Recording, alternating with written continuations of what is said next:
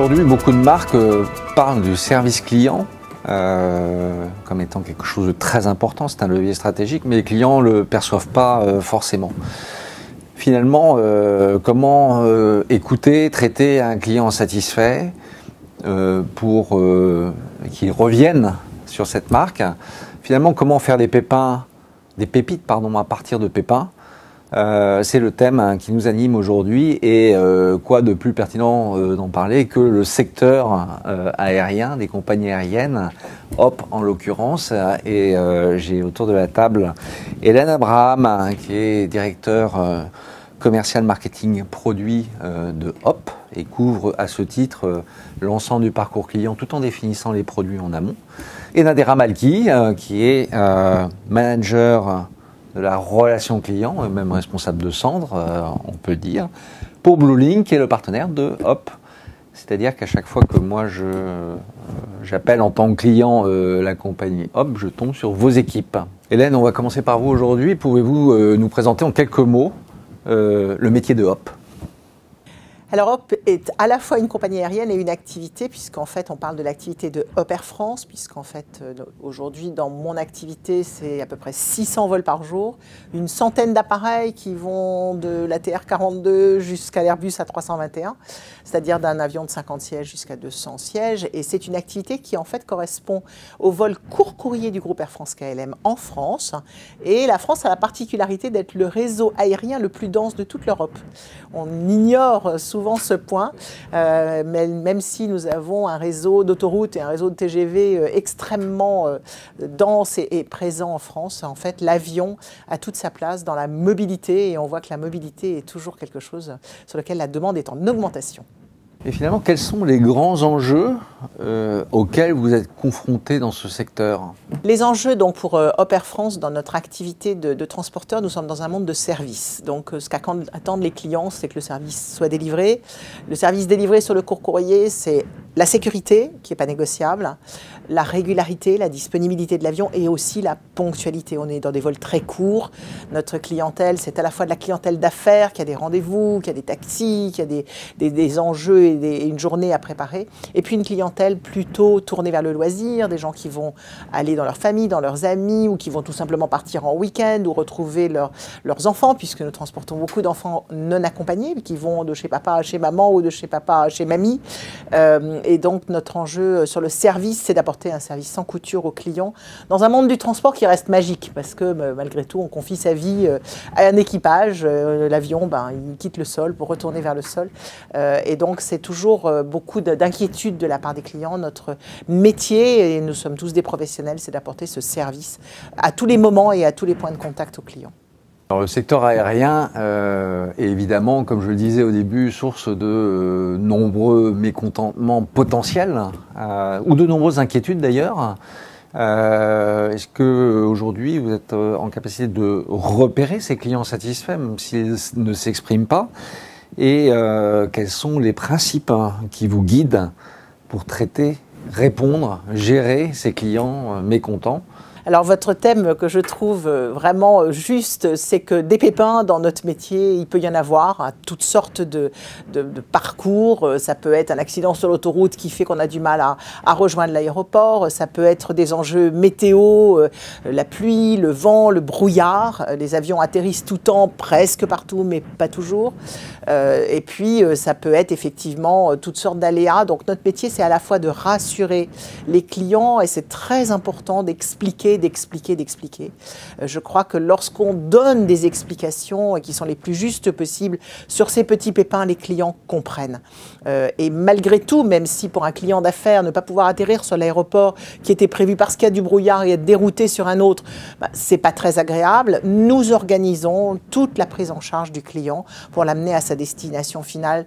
Et puis, si l'avion n'a pas pu partir, eh bien, il a droit, bien évidemment, à une petite prestation sur l'aéroport, à boire, à manger, le cas échéant, être hébergé au pire lorsqu'on a vraiment eu un déroutement sur l'aéroport qui n'était pas le bon et qu'on ne peut plus décoller parce que les aéroports ferment la nuit pour certains d'entre eux. Donc la prise en charge est également quelque chose qui est important. On est une compagnie d'avions réguliers, on appartient à un très grand groupe, donc notre empathie vis-à-vis des clients, notre capacité de prendre en charge, c'est quelque chose de fondamental et c'est aussi pour ça que cette prise en charge, elle s'exprime multicanaux. on a la chance d'appartenir à un très grand groupe qui est très bien organisé sur ce sujet-là, puisque si les clients nous laissent leur contact, ce que nous souhaitons, puisque c'est comme ça qu'on peut les prévenir, nous allons à 3 heures avant le départ, lorsqu'on a connaissance de quelque chose, leur envoyer un email, un SMS, voire faire des appels sortants si on ne peut pas les contacter, pour les prévenir soit d'un changement d'avion, soit d'un changement d'horaire, et de telle sorte qu'effectivement, ils aient l'information en amont autant que possible. Lorsque ça se passe entre 3 heures et l'heure de départ, souvent ça va se faire en aéroport, plutôt que par mail ou par téléphone pour avoir un contact physique. Très bien. Et qu'avez-vous mis en place pour traiter ce point particulièrement? Alors, sur la façon d'informer le client ou la façon de s'occuper du client en amont, quelle que soit je dirais l'information, on a quand même le souci de donner la bonne information au bon client. À la fois, on va lui dire 30 heures avant le départ, n'oubliez pas de vous enregistrer en ligne. Lorsqu'il y a des grands départs en vacances, on va leur envoyer des emails pour pouvoir préparer les voyages. On sait que les vacances scolaires, les clients ont peut-être moins l'habitude de voyager, donc on va leur dire, voilà la dimension des bagages auxquels vous êtes autorisés, faites attention, vous n'avez pas le droit d'emporter de liquide après l'inspection filtrage. Donc, on va leur faciliter la préparation du voyage.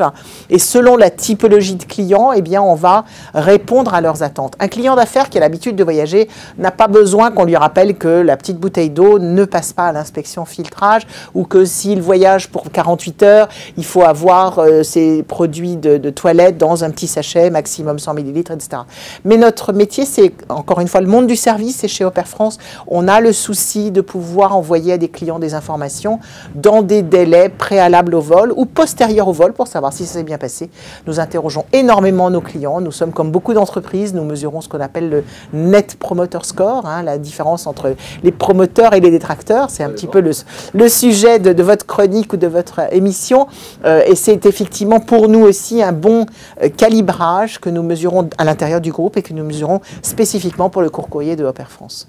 Donc on a bien compris les mots-clés, sécurisation, parcours client sur l'ensemble des canaux, explication, beaucoup d'explications, beaucoup de pédagogie, de la prise en charge, de l'accompagnement client. Nadera, c'est vous qui mettez en œuvre toute cette musique, on va dire, pour accompagner le client. Comment vous identifiez, vous, les clients qui sont insatisfaits aujourd'hui, sachant que vous expliquez qu'effectivement vous couvrez tous les canaux digitaux ou tous les canaux à distance, que ce soit téléphone, que ce soit réseaux sociaux, que ce soit emailing? On travaille pour Hop déjà depuis de nombreuses années, depuis le démarrage de la compagnie en réalité. On a accompagné Hop sur la création de ce service client en 2013. Et on couvre la relation client pour Hop sur à la fois le téléphone, les emails, les réseaux sociaux, sur toute la chaîne, sur tout le parcours client. Mes équipes peuvent vous répondre. Alors, la charge émotionnelle de ces clients insatisfaits ou inquiets peut être très forte. Et dans ces cas-là, comment vous les traitez? L'idéal, c'est quand ils nous appellent. Parce qu'au moins on a l'opportunité, l'occasion d'échanger avec eux et de désamorcer des situations ou des mauvaises expériences qu'ils ont pu avoir. Ça c'est l'idéal, c'est la situation la plus évidente pour nous. Quand ils ne s'expriment pas, on va tenter par des enquêtes quand on va leur envoyer quand même d'obtenir leur voix d'une manière ou d'une autre. C'est une autre façon qu'on a d'atteindre un client qui n'aurait pas eu l'occasion de s'exprimer. Comment sont formés, même recrutés, préparés vos collaborateurs, vos équipes, pour répondre à ces clients avec autant d'efficacité? D'abord, ça commence au recrutement, parce qu'on va dans le cadre du recrutement, mettre en place des moyens d'identification des profils qui reposent beaucoup sur les aptitudes relationnelles. D'abord, on va les mettre en situation, leur faire vivre un contact avec un client, une mise en situation réelle, et évaluer à ce moment-là leurs aptitudes à gérer une situation conflictuelle, leur gestion du stress justement, et faire en sorte que sur cette base-là, on reconnaisse les personnes qui auront une capacité plus ou moins développée à gérer des situations difficiles. Ça fait partie des premiers critères de recrutement que nous avons. L'aptitude relationnelle et la gestion du stress et la gestion des moments difficiles. Parce que finalement, les collaborateurs que vous avez ne traitent pas que ces types d'appels, j'imagine. Non, ils ont aussi des appels de vente, d'information, de réclamations diverses et variées, mais c'est vraiment des réseaux sociaux, c'est vraiment l'ensemble des interactions qui peuvent exister avec un client qu'ils sont amenés à gérer. Donc on cherche vraiment des profils relativement polyvalents, pas cantonnés à un domaine, mais plutôt avec une capacité à gérer des situations diverses, tout au long du parcours client. Alors on parle de recrutement, en formation, préparation. Oui. On a développé tout un tas de modules de formation liés plutôt aux postures de service, aux attitudes relationnelles, des modules tels que ce qu'on appelle les essentiels de la relation client chez nous. Pour démarrer, tout collaborateur qui entre à BlueLink va d'abord passer par un sas d'identification de ses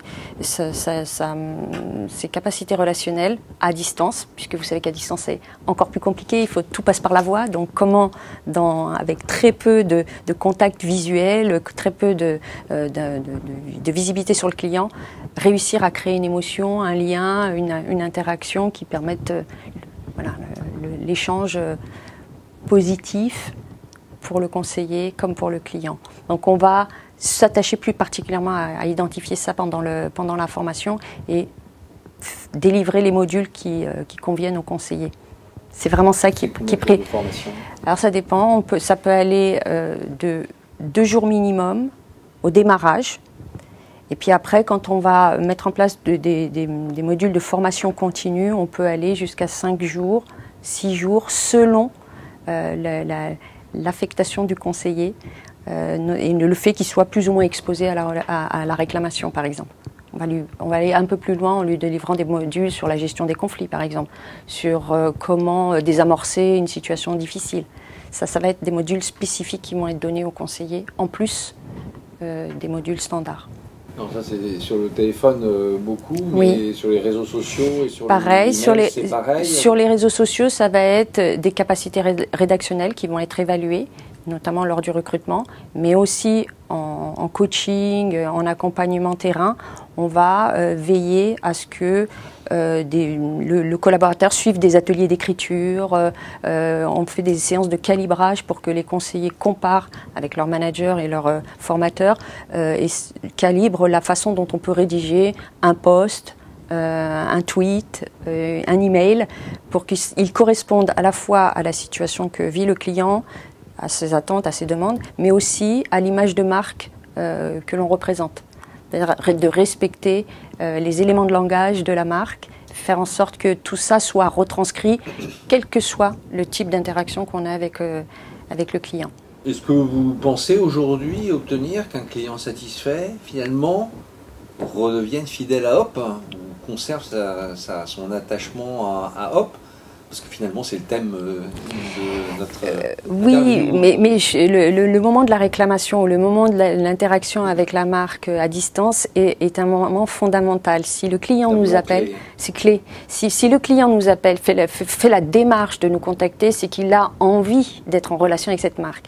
Notre enjeu à nous, BlueLink, c'est de faire en sorte que chaque échange, quel qu'il soit, que ce soit en réclamation ou non, soit l'occasion d'un échange émotionnel qui attache le client à la marque, qui fasse en sorte qu'il ait une belle expérience, il vive quelque chose de émotionnellement intéressant et qui va lui faire garder en mémoire un bon moment avec cette marque.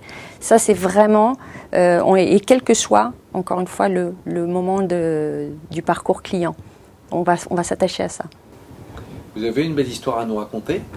J'en ai plein. Bon, on a des bébés Hop, on a des mariages Hop, on a des mariages Hop, racontez-nous. Des clients qui se sont rencontrés à bord, des clients qui nous ont demandé à l'avance de pouvoir faire une annonce de demande en mariage à bord, par le commandant de bord.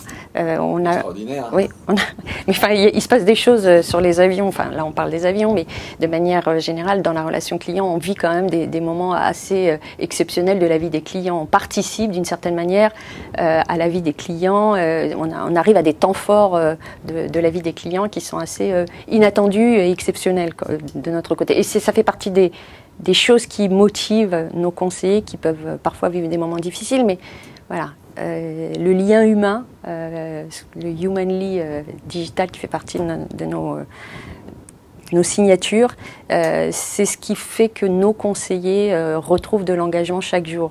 Ils sont tellement impliqués dans la partie émotionnelle, le lien avec le client, que ça les motive davantage à reprendre chaque appel les uns derrière les autres.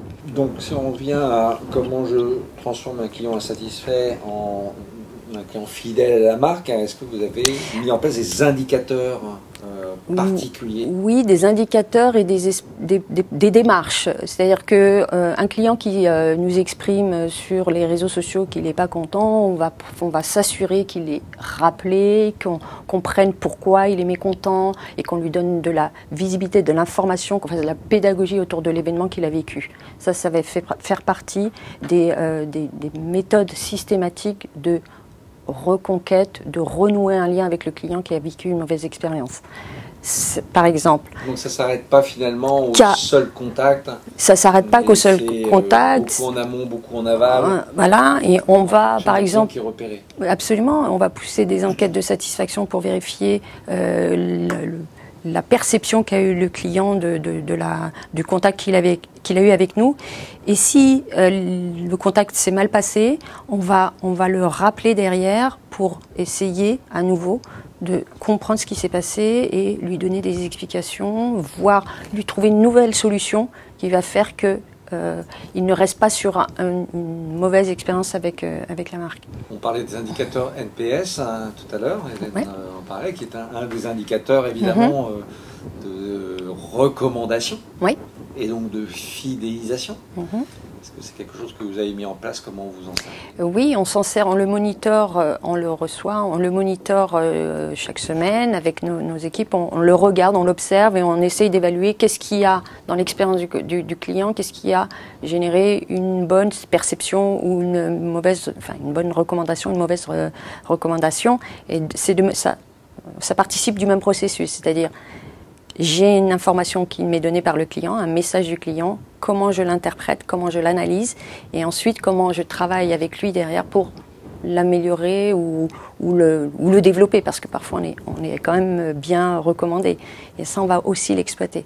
On exploite aussi bien les retours positifs que négatifs avec nos équipes. Sur ces indicateurs, quels résultats aujourd'hui et quel objectif vous fixez dans ce domaine d'amélioration continue? Pour ceux qui sont relatifs au service client, on a des notes de satisfaction conseillées particulièrement qui nous incombent, sur lesquelles on a soit un taux de clients super satisfaits ou hyper satisfaits, c'est ce qu'on monitore. On monitore le taux de clients super satisfaits et hyper satisfaits et on s'est donné un objectif en la matière supérieur à 8 en l'occurrence. Nos promoteurs en fait. Voilà, nos promoteurs. Et l'objectif est fixé sur l'atteinte d'un certain niveau de promoteurs. Et ensuite, on a la note qui est donnée par le client à chaque conseiller, à chaque interaction. C'est ces deux indicateurs que nous monitorons et qui font l'objet de plans d'action, de formation, d'accompagnement, de coaching des conseillers pour les améliorer. Nadera, merci beaucoup. Merci à vous. Alors Hélène, en fonction effectivement de tout ce qui a été mis en place, que nous a décrit Nadera, quel bilan vous en tirez, quels enseignements vous en tirez de ces constats ou de ce qui a été mis en place jusqu'à maintenant? Alors d'abord, je voudrais dire que le partenariat qu'on a avec Bluelink est tout à fait un partenariat de co-construction. Nadera l'a bien précisé. Tout ce que l'on fait, on le fait ensemble. On construit pour permettre d'avoir un service client qui est le mieux possible. Alors c'est vrai que nous sommes particulièrement fiers d'avoir été élus service client de l'année 2017 à nouveau. Ça s'est fait en coopération, en animation, en information, en formation. Et c'est notre plus grande fierté, je crois, parce que l'élection service client de l'année 2017, ça montre à quel point un métier qui est le nôtre, qui est un métier très compliqué et en même temps peu accessible au grand public, on est aussi capable d'accompagner tous les clients sur tous les points de contact, que ce soit le téléphone, que ce soit l'après-vente, que ce soit les réseaux sociaux, le site internet, puisque tout ceci est testé, et montre à quel point les clients finalement vont retrouver cette information et ce service qu'ils attendent de nous, qui est un service bien évidemment, qui fait partie de notre histoire. Donc chez Opère France, on est très heureux d'être à nouveau élu service client de l'année 2017. Et on vous félicite encore pour votre titre. Merci beaucoup. Vous avez eu cette année élu service client de l'année Merci. 2017.